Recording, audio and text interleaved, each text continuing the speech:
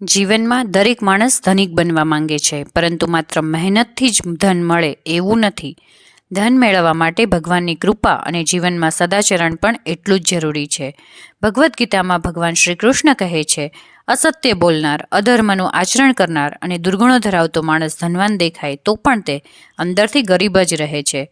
આપણા જીવનની કેટલીક નાની આદતો એવી છે કે જે ધનનો પ્રવાહ રોકી દે છે. ચાલો જાણીએ એવી 10 આદતો જે છોડશો તો લક્ષ્મીજીનો આશીર્વાદ તમારા ઘરમાં હંમેશા રહેશે. પહેલું, સવારે ઉઠીને ભગવાનનું સ્મરણ ન કરવું. સવાર ઉઠતાની સાથે જેનું મન ભગવાન તરફ નથી જતું તે દિવસ અશુભ શરૂ કરે છે. જો તમે આંખ ખોલતા જ મોબાઈલ જુઓ છો તો લક્ષ્મીજીની કૃપા ધીમે ધીમે દૂર થવા લાગે છે. સૌ પ્રથમ ભગવાનનું નામ લો, પછી જ કોઈ બીજા કાર્યમાં લાગો. એવી આદત તમને ધન અને શાંતિ બંને આપશે. બીજું, ઘરમાં અશુદ્ધતા રાખવી. લક્ષ્મીજીને શુદ્ધતા અત્યંત પ્રિય છે. જે ઘરમાં ગંદકી હોય, કચરો ભરેલો હોય, સાફ સફાઈનો અભાવ હોય તેવા ઘરમાં ધન ટકતું નથી. તેથી જ દરરોજ સવારમાં ઘરને સાફ કરો અને ત્યારબાદ ઘરમાં દીવો પ્રગટાવો, કારણ કે જ્યાં સ્વચ્છતા છે, જ્યાં પ્રકાશ છે, ત્યાં માતા લક્ષ્મીનો વાસ છે. ત્રીજું, ખોટું બોલવાની આદત. અસત્ય બોલવાથી ભગવાન કોપાયમાન થાય છે. લક્ષ્મીજીને સત્ય અને ઈમાન પ્રિય છે. ખોટું બોલનાર માણસ થોડીવાર માટે ફાયદો લઈ શકે છે, પરંતુ લાંબા ગાળે એનું જીવન ખોખલું થઈ જાય છે. ગીતામાં કહેવામાં આવ્યું છે, સત્યમ વદ ધર્મમ ચર, એટલે કે સાચું બોલો, ધર્મનું આચરણ કરો, કારણ કે સત્ય બોલવું એ બહુ મોટું પુણ્ય છે. અન્યોનો તિરસ્કાર કરવો. કોઈની સફળતા જોઈને ઈર્ષા કરવી એ લક્ષ્મીજીને નાપસંદ છે. ભગવાનને નમ્રતા અને આનંદ પ્રિય છે. બીજાને નીચા બતાવવાથી તમે સ્વયં નીચા દેખાઓ છો. જ્યાં પ્રેમ છે ત્યાં સમૃદ્ધિ આવે છે, અને જ્યાં ઈર્ષા છે ત્યાં વિનાશ. હંમેશા બીજાના સુખમાં આનંદ અનુભવો. આ વિચાર જ ધનની દિશામાં પ્રથમ પગલું છે. પાંચમું, આળસ રાખવી. શાસ્ત્રોમાં સ્પષ્ટ લખ્યું છે, આળસ એ મનુષ્યનો સૌથી મોટો દુશ્મન છે. ભગવાન વિષ્ણુની કૃપા માત્ર મહેનતુ માણસ પર જ વરસે છે. જેઓ આજનું કામ કાલ પર ટાળે છે, ઉપલબ્ધ તકો ગુમાવે છે અને સપના જોવામાં જ સમય વેડફે છે, તેમની પાસે ધન ક્યારેય ટકતું નથી. પ્રતિદિન તનતોડ મહેનત કરવી એ પણ એક પ્રકારની ઉપાસના છે. કર્મ કરવું જ ભક્તિ છે. છઠ્ઠું, દાન ન કરવું. ભગવાન કહે છે, જે આપે છે તેને હું 10 ગણું પરત આપું છું. ઘણા લોકો વિચારે છે કે મારી પાસે છે એટલું મારા માટે પણ પૂરતું નથી, પણ જે માણસ દાન કરતો નથી એનું ધન ધીમે ધીમે નાશ પામે છે.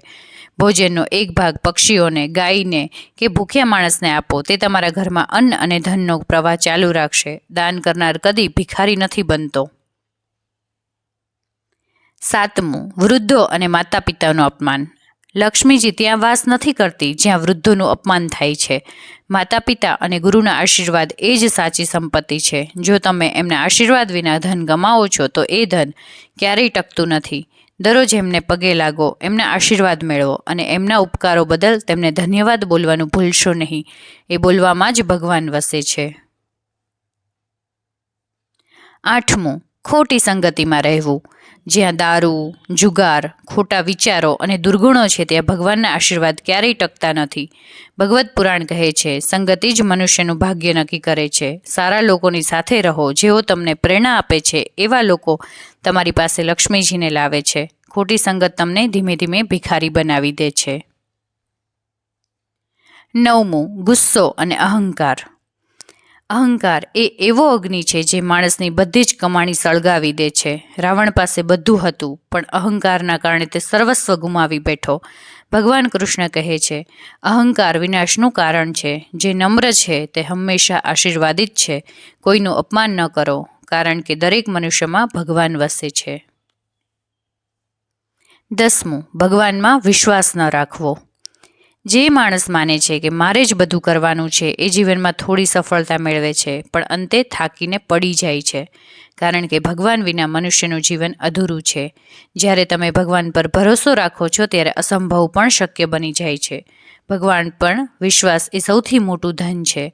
આ વિડીયોમાં જણાવેલી 10 આદતો માણસને ધીમે ધીમે ભિખારી બનાવી દે છે. ભલે તેની પાસે કદાચ ધન હોય, પણ તે મનની શાંતિ અને દૈવી કૃપા ગુમાવી બેસે છે. જો તમે આ 10 આદતો છોડી દો તો માતા લક્ષ્મીના આશીર્વાદ સદૈવ તમારા પર બન્યા રહેશે અને ભગવાન તેમની દૈવી કલમથી તમારા ભાગ્યનો નવા અધ્યાયો લખશે. શુદ્ધ મન, સત્ય વાણી અને દયાળુ હૃદય એ જ ધનવાન બનવાની 3 ચાવીઓ. જો તમને વિડીયો ગમ્યો હોય તો લાઈક અને સબસ્ક્રાઈબ જરૂરથી કરજો. જય શ્રી કૃષ્ણ. હર હર મહાદેવ.